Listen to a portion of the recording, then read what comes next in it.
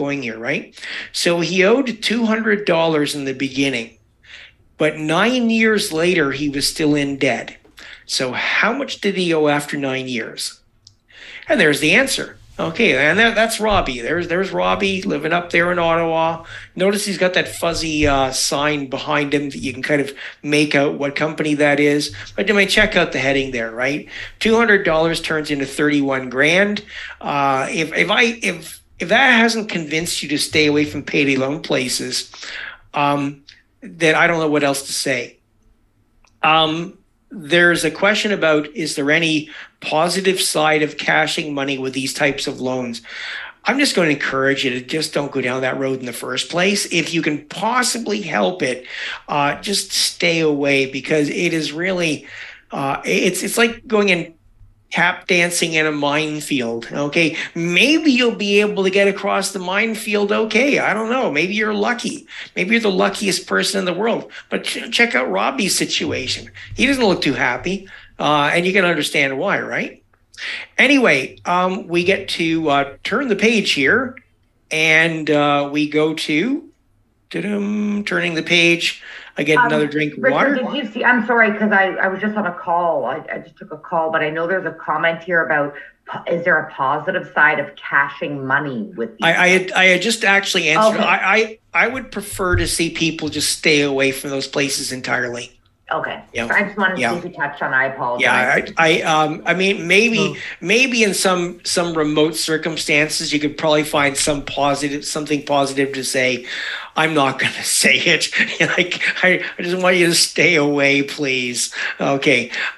Anyway, our final part here, we're looking at credit histories, their importance. I'm going to mention things like credit score, credit report, and then we're going to shift into a Q&A session here. So what we have coming up here, I have 4 topics in this part. You can see them there: how to check your own credit, why it matters, what I think you need to know, and finally we get to building or rebuilding credit.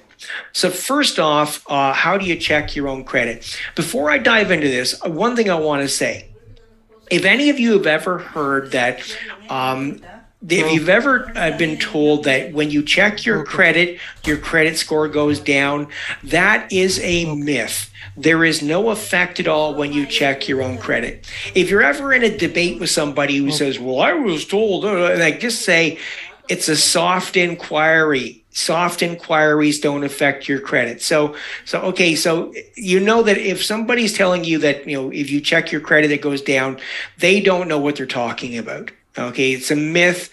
Please stop believing that stuff.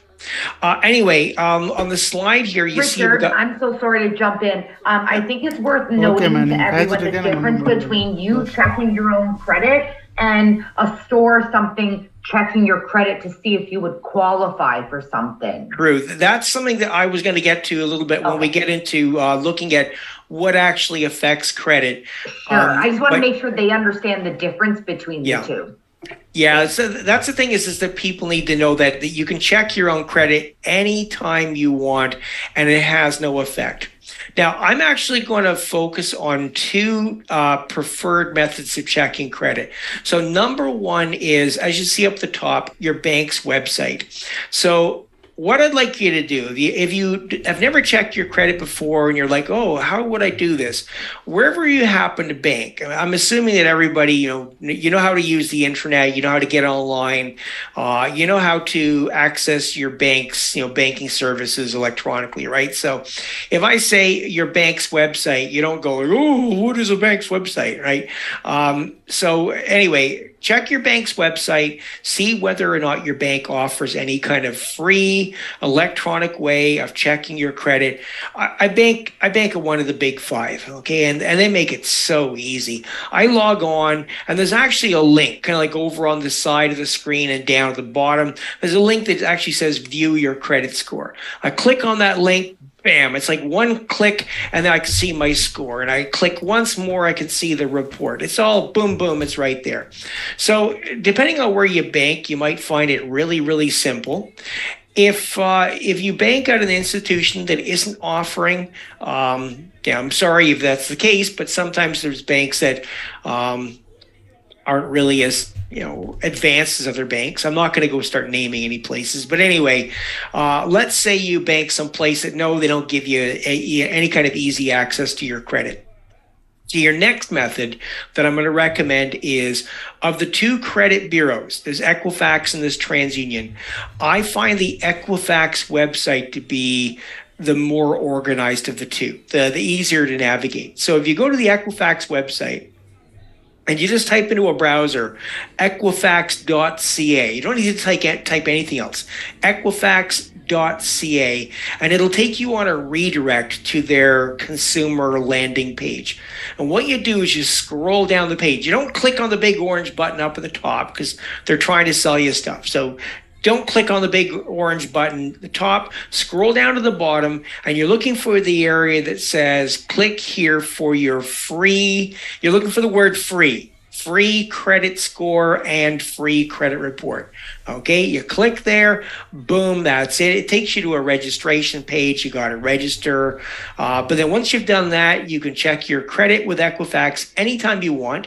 They give you fresh information once a month. So you can come back once every month, take a look, say, oh, okay, great, wonderful. And you can see what if anything has changed, what sort of stuff gets reported. It's a one-stop, look at what's happening with your credit. Now, there's two terms I want you to remember. First off, this credit score.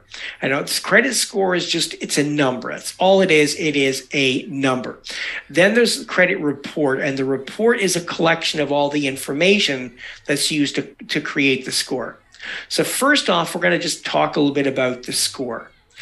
And okay, the score, you can see, my little colored arc there, which I didn't do a really good job of coloring because anyway, I needed to get it done kind of quickly, and it was to put it together. But okay, just going to walk you through what it should look like. So between 700 and 900 is the green area. Okay, if your credit score is above 700, congratulations, you're done. You're in the club. You're in the good enough club. And 80% of all credit scores are above the 700 line. So 80% of all credit scores, I don't really care if your credit score is 710 or 895, you're all in the good enough club. So that's what you want to aspire to be, somewhere above 700, and great, wonderful, you're done. If you're between 600 and 700, you're in this land of, you're sometimes you're good enough, sometimes you're not good enough. And a lot of organizations, as we're going to get to in a second, they're looking just at the score. If you're below 600, my recommendation for somebody who's below 600 is it would be a good idea for you to talk to somebody. It could be a credit counselor. It could be another knowledgeable professional in our kind of field. But talk to somebody about what's going wrong with your credit and what you need to do to make that look better. I am going to mention specifically, again, remember I work for a nonprofit credit counseling service. Now, we are part of an umbrella body of all credit counseling services, all nonprofit credit counseling services across Canada. I mentioned the nonprofit specifically because the Canadian Bankers Association and the credit bureaus have agreed that they would let credit counselors from the nonprofit agencies, they are able to do a soft pull of an Equifax credit report. So soft means that there's no effect. It doesn't affect your credit score at all. But it allows the credit counselor to see what factors are contributing to a low credit score, and then to counsel people appropriately. So we can say to people, hey, here's what's going on here. Here's what's dragging down your credit, and here's what we recommend you do about it. So if your credit score ever turns up below 600, understand that the world of finance doesn't like you very much. Like, they're looking at you and they're thinking, oh, risky, oh no, avoid. And that score, the score is relevant because the score is actually what's being used by, you can see the bullet points in this slide here. Banks and other lending organizations, cell phone and other utility companies, landlords. I think that's not a secret anymore that landlords are checking your credit. And what they're doing there is they're looking just at the score. They're not looking at any deeper information. They're looking at the number and they're saying, is the number above a threshold level, yes or no?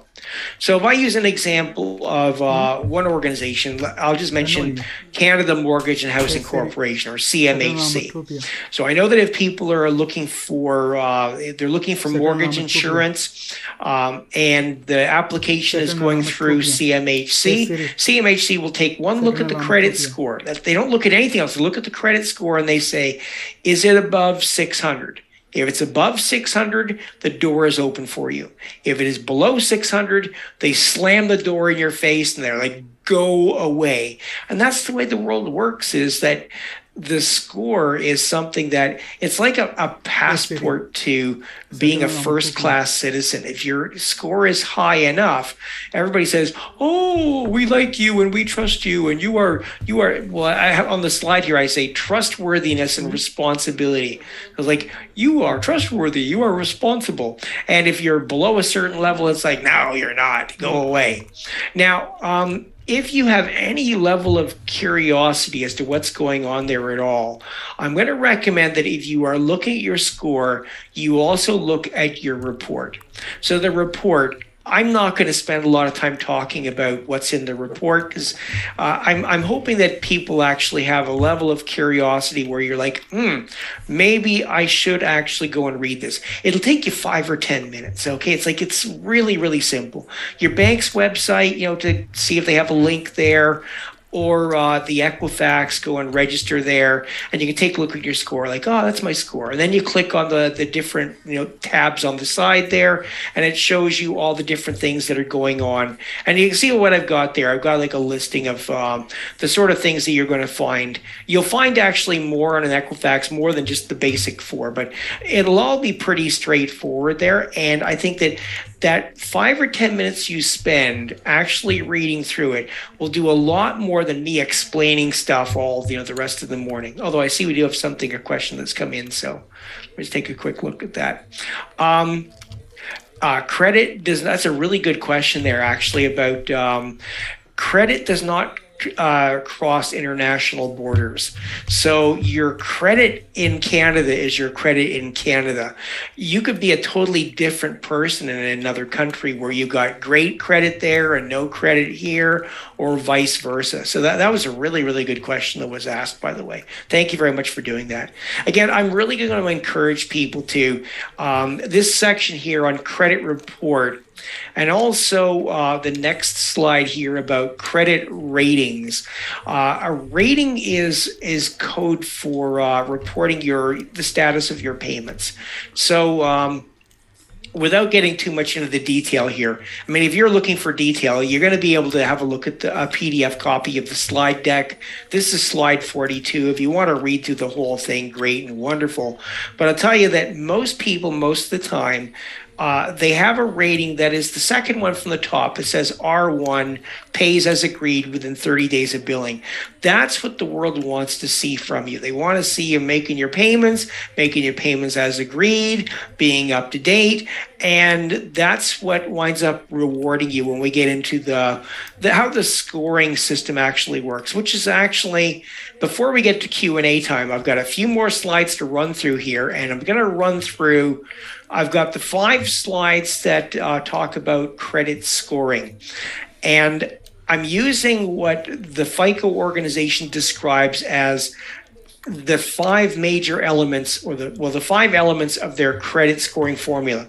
They don't disclose the formula to anybody. Nobody ever gets to see the formula, but they talk about the 5 things that move the formula. And I'm going to go through them in reverse order. So first off, I'm going to talk about the ones that are less significant.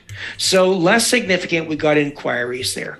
Inquiries looks at the number of times that you've pursued new credit in the trailing 12 months. So Holly came on a few minutes ago to mention, like, okay, if you're at a department store and you're at Walmart, okay, and Walmart's like, well, do you want do you want a Walmart MasterCard? And you're like, yeah, a Walmart MasterCard. I always wanted a Walmart MasterCard. So, of course, they're going to get you to fill something in. And that allows them to do a hard inquiry or a hard hit on your credit. You'd find that one inquiry makes your credit score wobble a little bit. Okay, it's about all it does. And then the effect of it would actually smooth out over the course of the next year, because inquiries actually only affect the score for 12 months from the time that the hit actually went in. What happens if you have multiple inquiries is they have a magnifying effect. So I met somebody once who was at a point of financial desperation. She applied for 4 credit cards on the same day. Now, applying for 4 credit cards on the same day, that means you've got 4 inquiries happening on the same day. And that is absolute poison to your credit score. You know, if you go and say, let's apply for every credit card out there, well, sorry, you're going to watch your credit score just go like that, because the inquiries area is basically, it's a trigger that's looking for unwise behavior by you. So anyway, don't stress too much about inquiries. Most of the time, it doesn't matter that much. Account mix is something that, again, for now, I'm going to say don't worry about it very much. It looks at a consumer's ability to pay multiple forms of credit without difficulty. So if you look at your typical middle-aged Canadian, what are they doing? They've got their mortgage they're paying, they got their car loan they're paying, they got their credit cards they're paying, they got their line of credit they're paying. You know, they've got these different things they're paying, right? They're paying all of those. Account mix recognizes that and says, oh, they're very organized, and your credit score goes up. Okay, next thing I don't want you to worry about, length of history. Length of history is your reward for using credit for a longer period of time. If you want to think about it as a reward for becoming old, you can think of it that way. If you wonder why older people have credit scores in the 800s, length of history is often, that's the reason behind it. Now, what I've looked at so far, those are the smaller 3. They're nice to have, and someday they will make your credit score go into the 800s, not just the 700s. But I want you to focus right now on the big 2. The big 2, the smaller of the big 2, is what we call credit utilization or credit utilization ratio. And that is where we look at the relationship between your balances and your limits. The credit scoring formula takes into account what your limits are and what your balances are, and it turns it into a percentage. And that percentage, if it's a low percentage, it means you're low risk, and a high percentage means you're high risk. So let's say you got one credit card and your credit card limit is here. Okay, there's your limit. But you're a good grace period person. Remember grace period? So what do? Your balance goes up, your balance goes down. Balance goes up, balance goes down. Up, down, up, down. As long as it's going back down some of the time, that means some of the time that balance is back down at 0 again, right? So if the balance is 0 divided by whatever the limit is, let's say the limit is $1 million. So 0 divided by $1 million, percent is 0, right? 0 is a low number. Low number means low risk. Low risk means higher credit score. That's all you need to know about this credit utilization is don't run your balances too high, too close to the limit and leave it there. So if your limit's here and your balance is here, that's a problem. So don't do that. Now, the final thing, the real big driver of credit is this, the payment history. Are the payments being made as agreed and on time? And when it comes to building credit, this is it. This is what you need to know. You need to have a record of payments that are being made as agreed and on time. I have a last couple slides here before I get to Q&A time. One slide here, it addresses the question of bad credit. What exactly makes credit bad? And I've got 3 panels here on this slide. From the left, we have, first off, negative payment history in the past. So what is negative? I've talked to people who they're all stressed out because, oh, my payment was due on Wednesday, but today is Thursday and I'm making the payment today. I'm late. Oh, no, boo-hoo. And they're all worried about that. Okay, 1 day late. I mean, it's late, okay? And I tell people don't be late, but still, it takes a while for an organization to decide something is actually negative enough that they actually care about it. So there's your issue is, when does something become negative enough? And it depends. It's important to try to make payments on time or ahead of time all the time. But when something is actually becoming negative, that's where you start to get phone calls from an organization. They're saying, well, today is October the 27th, and we're still waiting for your September payment. Okay, that's not a good phone call. They're waiting for your September payment, and we're almost at November. Yeah, they're letting you know that they are just about to start blowing up your credit. You better get a payment in, like you better have the payment there on its way today, getting it to them, and telling them payment. Oh, terribly sorry, something must have messed up here. Won't happen again. And then if you tell them it won't happen again, make sure it doesn't happen again. Anyway, negative payment history in the past. So in the past, depends on how far in the past it is. I'll tell you that if you missed a payment, and that missed payment was anywhere in the last 6 months, you're on everybody's radar screen. Everybody's waiting to see, are you going to get back on track properly? And at that point, like, if you miss another payment, your credit is going to turn ugly very, very quickly, because now it looks like something is going wrong in your life, and you're unable to make your payments. Even for the first year, if you've got a missed payment for the first year, really consider yourself as you're on probation at that point. You got to make sure that you don't have 2 missed payments in a year. Now, once you get to be more than a year from that missed payment, the effect of it starts to diminish, less and less and less. If you get something that's more than 2 years behind, that you missed a payment, but that missed payment was in, let's say, 2019, and now we're in 2022. At this point, somebody has a missed payment 3 years back, I'd be saying it's going to have a very, very tiny effect on your credit. Not even worth worrying about it anymore. Anyway, if you continually miss payments, at some point they're going to say, we don't want you as a customer anymore. And they're going to hand your file to a collection agency. And believe me, nobody wants to talk to collection agents.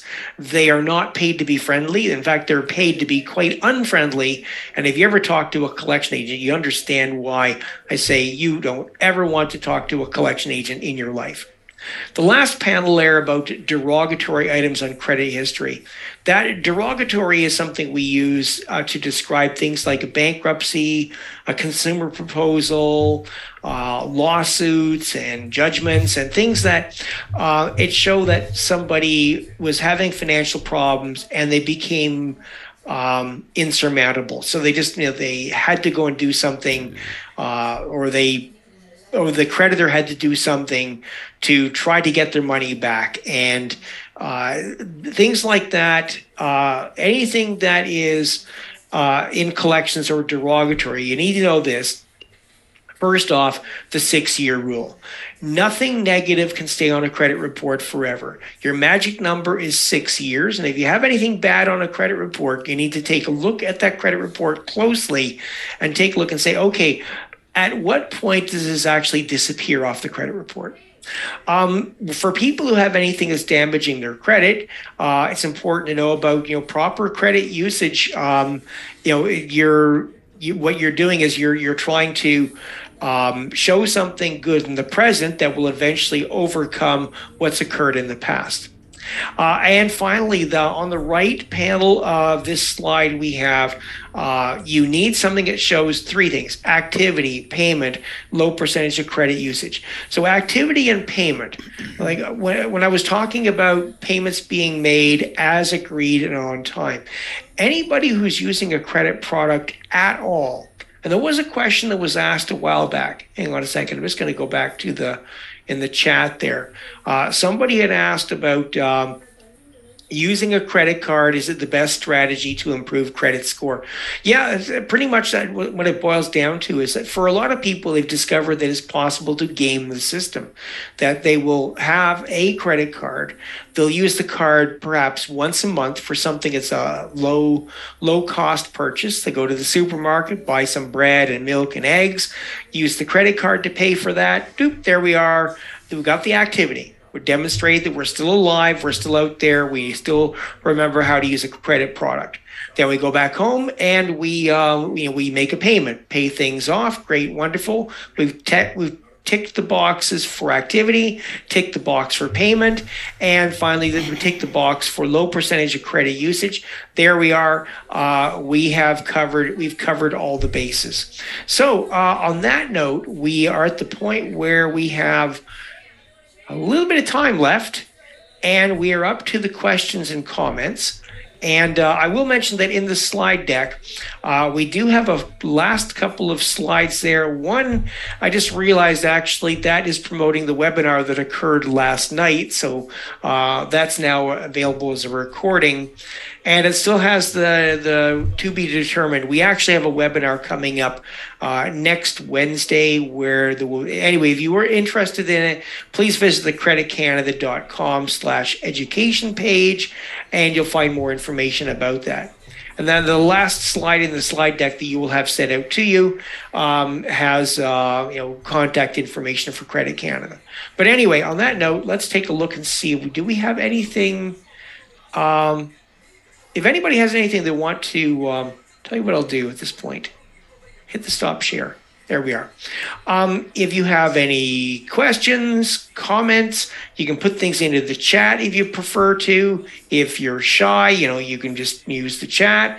If you are outspoken, you can take yourself off mute, put your hand up, whatever. And if after 90 minutes of listening to me go on about finances enough for you, then anyway, your lunch is coming up soon, I assume. I'm gonna get a drink of water here.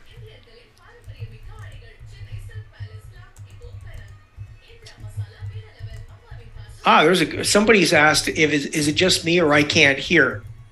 So can somebody else comment? Are you able to hear me? Okay. Yep, I'm able to hear. Okay, so, right, the audio seems to be working okay. Just one person is having an issue with the audio. And Holly is indicating that she's going to send the slide deck, so good enough. We got that coming out. Holly, I'm not sure. We might have a shy group here, or we might have a group that's... figures they've heard enough of me. I don't know, but okay. I see. Okay, a couple of things. One question came in. There was one just before that. I don't know if you got to it. It was talking about if you have no credit at all, how do you recommend that I start? Oh, okay. Actually, sorry, I missed that one. Okay, I missed that. One was first, and then there's a second one about a credit score. Okay, so no credit whatsoever. What I'd recommend in a case like that is talk to your bank. Let your bank know wherever you happen to have your banking relationship. Let them know that you've been made aware that it would be a good idea for you to develop something in terms of having a credit history, and what kind of product would they offer, or what kind of product would they recommend? And I'd say as a good first step, find wherever it is that you happen to do your banking, ask there. And chances are they're going to wind up offering you a very low limit credit card. And that's your opportunity to demonstrate that you've internalized the point there about, okay, use it, pay it, like that activity, usage, low percentage of credit usage, like the activity plus payment. Do that, and anyway, you're on your way. And the other question was, what would I personally do if I had less than a 600 credit score? So what I do first off, if it was me, I had credit looking pretty awful, I would want to make sure I knew exactly what was driving that down so low. So if it was something that I wasn't aware of, if it was a mistake or a glitch or something like that, I would be on Equifax and TransUnion. I would be on their website filling out the forms to say, hey, there's bogus information here. It's not me. Get that off the credit report as quickly as possible. I'd be, morning, noon, and night, I'd be like just be like noise in their ears until they fixed it. If it was something that was something that I hadn't paid off, something that I'd run something up and hadn't been able to pay it off, I'd be looking at whether there's anything I could do to myself, my own ability to go and catch things back up again. If not, I would probably be talking to, let's say I had some massive debt that was trashing my credit. I'd probably be talking to either a credit counselor or a licensed insolvency trustee about methods of cleaning that up. Depending on my own financial circumstances, that could be, what's called a debt consolidation program to, clean debts up, put them all together, have them paid off sequentially. A consumer proposal, which would be pretty much me paying off part of it, and the rest of it, the consumers the lenders having to write off.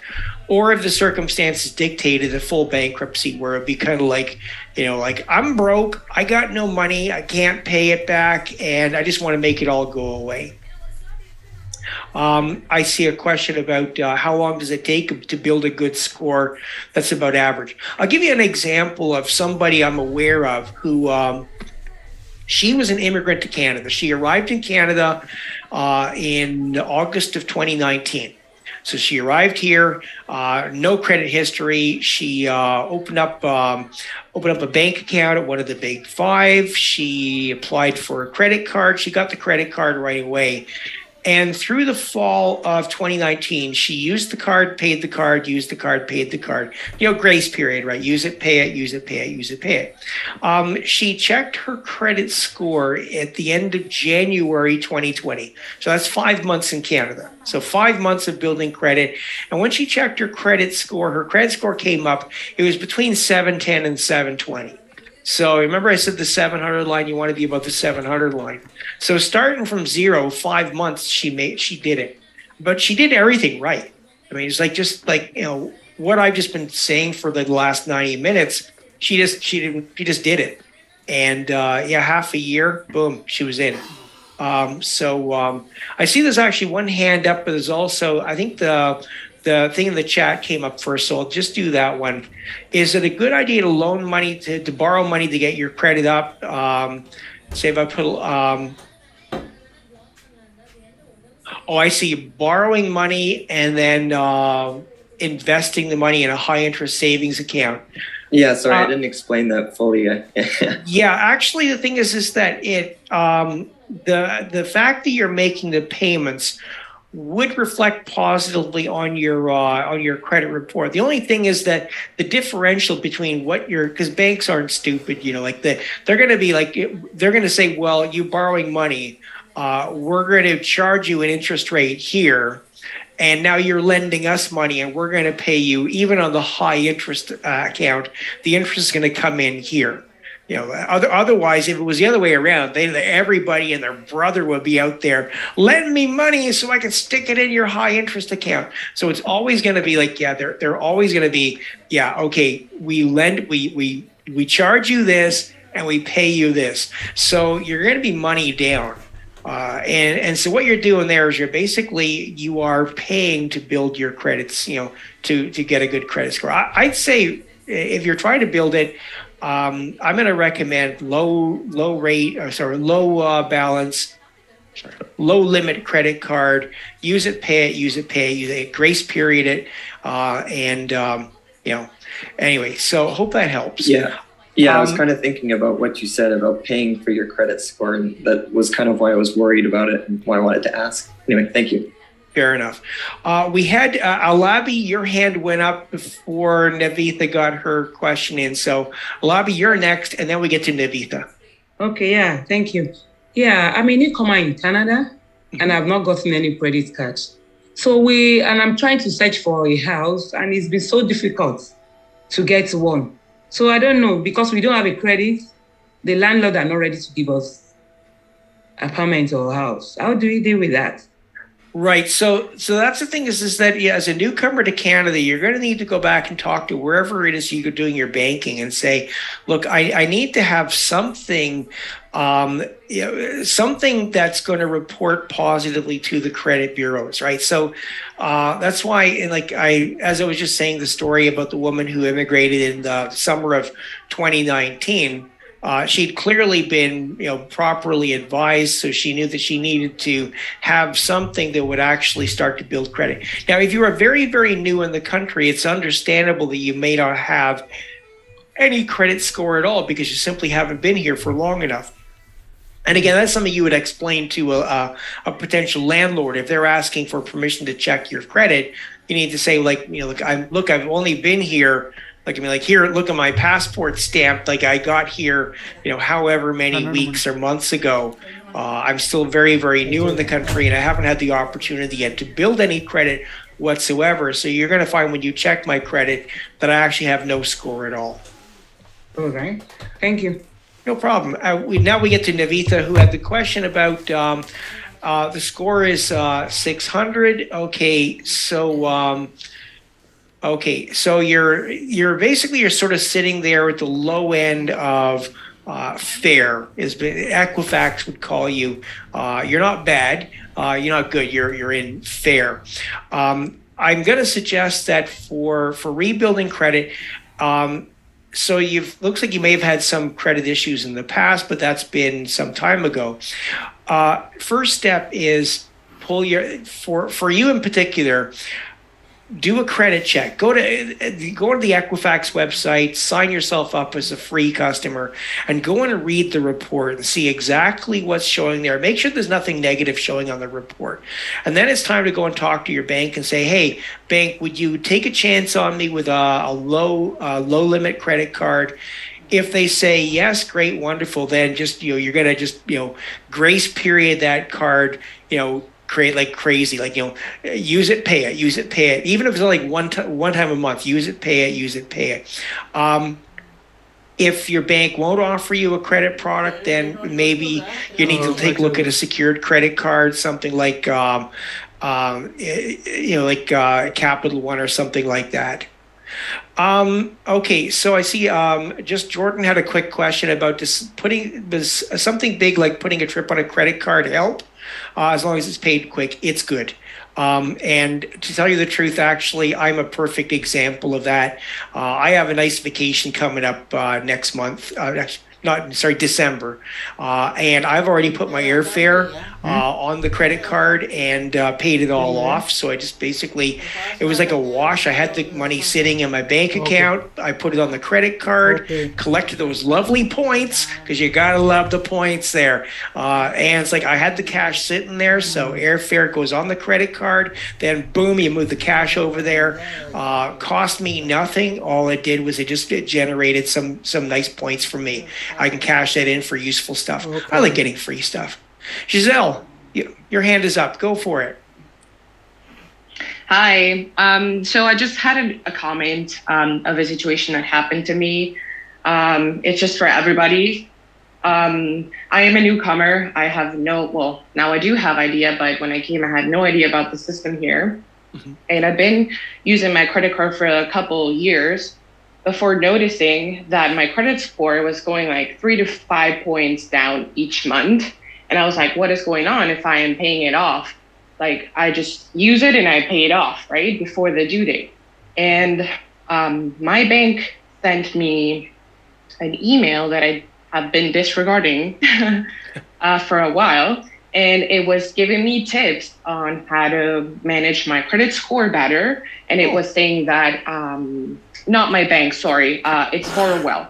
Borrowell was giving me tips of credit score. And it was saying that if I would spend more than 35%, that would affect my credit score. So then what I did is I called my bank, I incremented my limit, and now I spend about the same time without going over the 35%. And I actually, ever since, I've been going up and up and up. Yeah, you're going to find actually that most of the time, when you're using credit and you're using it and paying it, that your credit score it just increases over time. I'm going to tell all of you that if you find at any point in time, if your bank or your credit card company is ever contacting you and offering you additional credit, if they're saying, that, oh, would you like to have a higher limit, or would you like to have this product or that product, that pretty much is a guarantee that you are in the good enough club, because banks are looking for reasons to offer credit to people who are credit worthy. So anytime if you have first, I've been working with the financial industry for a few years, and I've always been scared of getting a loan or getting money from the bank because I know how the payback is. Yeah. I know. I've been working in collections too, so it's not a nice thing. And I've always been scared, and every time I would get a call from the bank, like, hey, do you want to have more money? I would be like, no. But then I was like, okay, but I could use this at my advantage.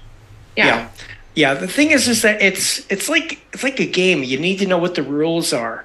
And we don't do a really good job of teaching people what the rules are. So people are kind of bumbling around in the dark there. If it's something where you've got something where whether they offer you more money, or like one of my two credit cards, they gave me this stupidly high limit that I will never ever go anywhere near it. But all the same though, they're like, okay, well, we'll give this to you, but it's like, okay, great, wonderful. You'll find this happens later on in life. You get into middle age and you've been using credit for a while, and it's like, they just figure, oh, great, like, here, let's offer you more. I was questioning about, does credit expire? If you're not using it, do they take it away at any point? And the answer is no. They don't want to take it away, because if you're a financial organization, they're always hoping that at some point you're suddenly going to discover this need for lots and lots of credit, because that's how they make money. Like, asking a bank to take away credit is like asking McDonald's to stop selling French fries. Like, they're not going to do that. It's like, they're like, that's what they do. And so when they find somebody, they're able to push like a 5,000 or a 10,000 or a 20,000 limit on somebody. They're not going to take that back.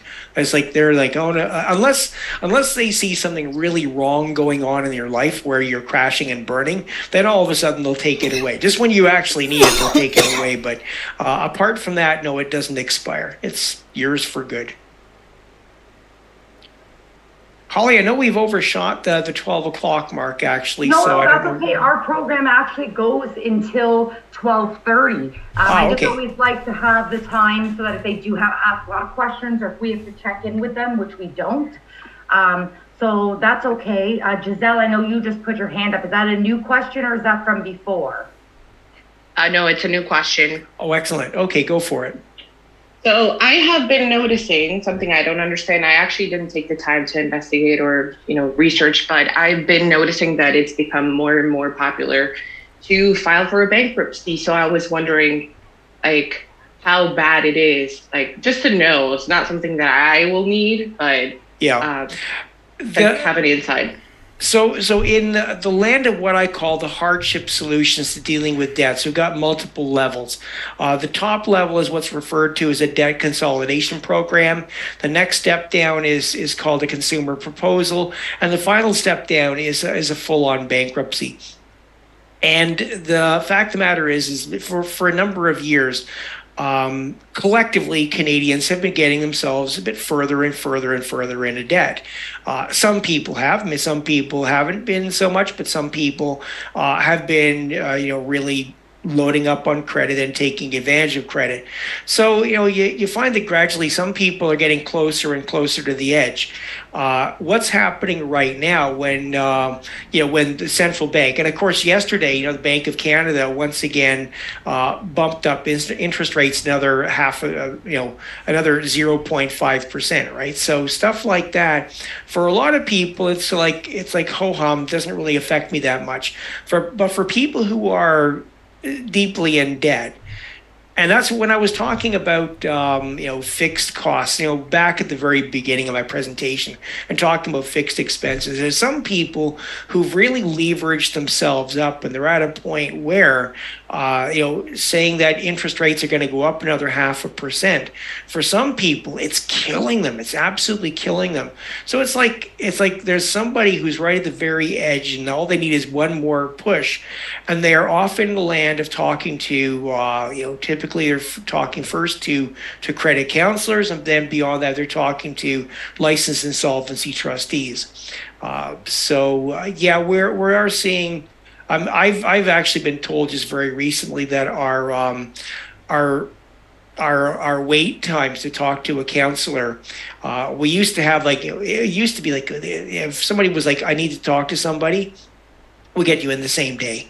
And now I know we got a couple of dedicated counselors who are just like, they're just there to handle people who are calling up and they're like, I need to talk to somebody right now. But even still, there's times where people they want to talk to somebody and we're having to tell them we're going to need to book you. And, we're not able to just turn around and help people immediately. And that just tells me there's more people that are contacting us that are, there's more people that are just really, really close to the edge. So anyway. I have one more thing, sure. Before Jordan, if it's okay. What is a good app or system for you would recommend for budgeting?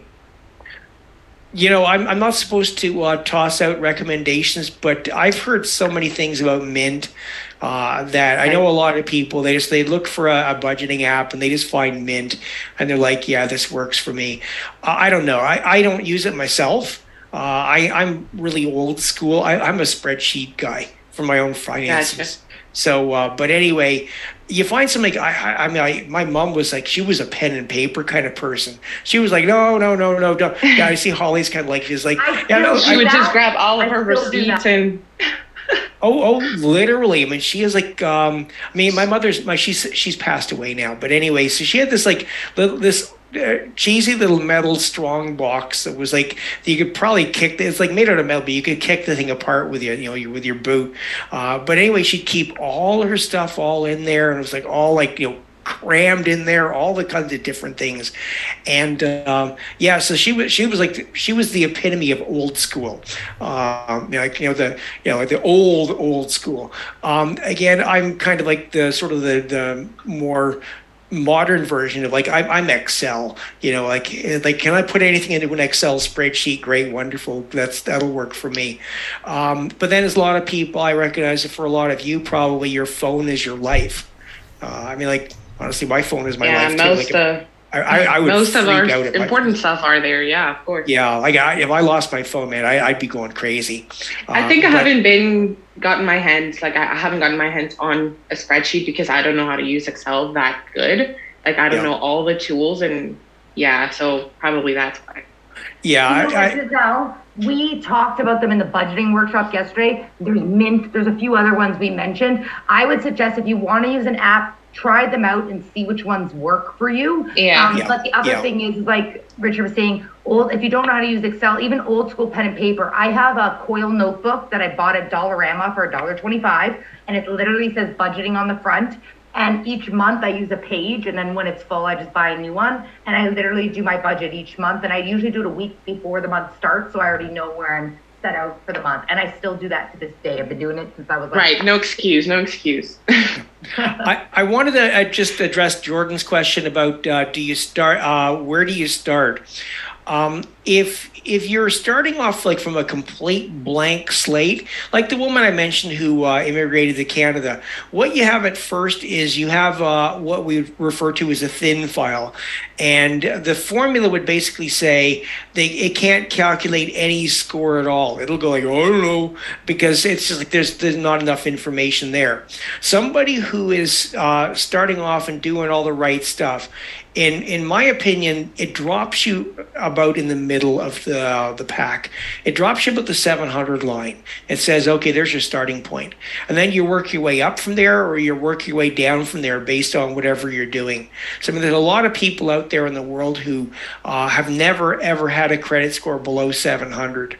So then they just your credit score just sort of drifts up through the 700s, and eventually it drifts up into the 800s. You just keep doing the same thing over and over again, and it'll eventually plateau out.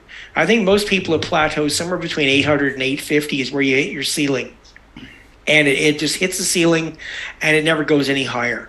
And by the way, if you are in that group, it's not unusual to see variation in what your credit score, because the formula will do different things. I know for me, both my Equifax and my TransUnion, the scores it gives me are above 800, but I can see a 20-point gap between the two of them. But in the 800 plus range, a 20-point gap is like nothing. It's like it doesn't matter. It's like they're all. It was a question question that came to newcomer. Yeah. As a newcomer in Canada, when you want to rent a house or apartment, the first thing the landlord asks is your credit history. How do you deal with that? So what they want is they want to have permission to check your credit, but what they're looking for, remember that what any organization is looking for is looking for any reason to consider you untrustworthy or unreliable. So when in a country where like 23% of all Canadians right now are immigrants to Canada. I don't know if you saw that yesterday in the news, StatsCan said that the census is all in, and a quarter of all the people in Canada, 23%, might as well call it a quarter. 1 out of 4 Canadians were not born here. Okay, so pretty much like a lot of us are from somewhere else. And when you are from somewhere else, of course, you come to Canada, you're a blank page at first. So it's actually when a landlord is asking about checking your credit history, you say, yeah, you can check it, but I only arrived here last week or last month, so you're going to find there's actually nothing there. There's no history there yet. Nothing there to be checked, but I mean they'll get it. They're looking for reasons to say no, if there's something risky out there. See, that's the thing, is you don't want to have anything out there that says that you are potentially a bad risk. Because I know there's landlords that will say, having no credit score is fine, but having a credit score below 600, that's not fine, because that means that you caused a problem for some other organization. Somebody else out there didn't get paid. And landlords always thinking, I want to make sure that I'm not the person who doesn't get paid. Hope that helps. In my opinion, I had a lot of doors slammed to me. Like, no, if you don't have a credit score, I can't help you. So what I had to do is just get a credit card, start building my credit score while renting a room to someone else, like cash, That's what I had to do for a while. Yeah, the thing is that we got beyond credit. I mean, we have issues with our housing market, which, I mean, I'm not sharing any top secrets here when I say our housing market is a complete, utter mess. And, if you're a newcomer to Canada, you just walked into our, horrifically bad housing situation here. And so this is not a secret. I mean, you all know this. And landlords have the ability to go and pick and choose, especially if it's a halfway decent building in a halfway decent neighborhood. They can pretty much say, okay, well, this person desirable, this person less desirable, for whatever reasons. So, and even if you have a good credit score and you don't have references, sometimes they would even say no because you don't have references. Yeah. So they're so picky now. Yeah, I don't have a good answer to that. So no, I know, it's just a comment. It's a fair comment. It's something that people do need to hear. It's that it's the situation that we have right now. Unfortunately, we've allowed over time, we've allowed housing to become something that has become a financial asset. So speculation has taken over. I mean, you take a look at like a typical home. I mean, picture a home in Canada, and then take a look at the identical home, even in America, because their housing bubble popped some years ago. And you take a look at like a just typical house in Toronto, and say if you could pick that house up and move that house to Chicago or Pittsburgh or where maybe not San Francisco, but anyway, a lot of American cities, you could buy that home for a great deal less because it's more of a financial asset than a home here in Canada. And certainly a lot of landlords are looking at property as a speculation. They're like, okay, great, wonderful, I get people to move in, but also I've got this great asset that's going up and up and up in value. Anyway, Holly, I am going to need to wrap things up in the next little bit because I have a webinar coming up at 1 o'clock. You know what I was going to say at this point? We're going to be sending out the presentation. Richard, thank you so much for your patience and staying there for time and answering the questions. If anyone has specific questions about their situation, they can reach out to Credit Canada directly and then get support that way. But for now, I think we're going to let Richard go because, yes, I'm sure you have other things going on, and I appreciate your patience. And there was a large group, there were a lot of questions, which I thought. Yeah, I like that. I enjoyed. Actually, it turns out that you did have a very talkative group, so I appreciate that. So I like the questions. Just one of our clients, her internet dropped, and she was trying to get back in but couldn't. So I've just directed her. She will be reaching out to you guys directly. Fair enough then. Okay, good enough. So thanks a lot to everybody, and hopefully you stay on top of your finances and you never have to talk to a credit counselor again, which would be a really good outcome. Anyway, so you all have a good day then, and hopefully you go and you check your credit report and score at some point in the near future. Anyway, thanks a lot, everybody. Thanks. Bye. Bye-bye. Thank you. All right. So thank you, everyone. I know we ran a little bit later, but normally it goes to 12:30, so it's not so bad. We don't have any, I know we were supposed to do a presentation today, but we're already run so late and I have another meeting. So I apologize. We normally are done by about 12 with this presentation. Are you guys okay if we do the presentation on Monday? And I think that was, sorry, I'm just looking who we had.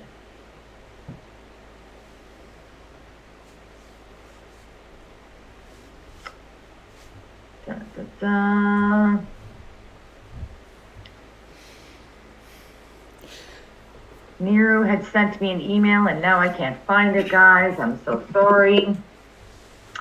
Those of you that aren't in the Next Steps program, you guys are free to log off. So anybody who's from NYC or Bridges, have a wonderful afternoon, and we'll see you guys all next week in your respective groups.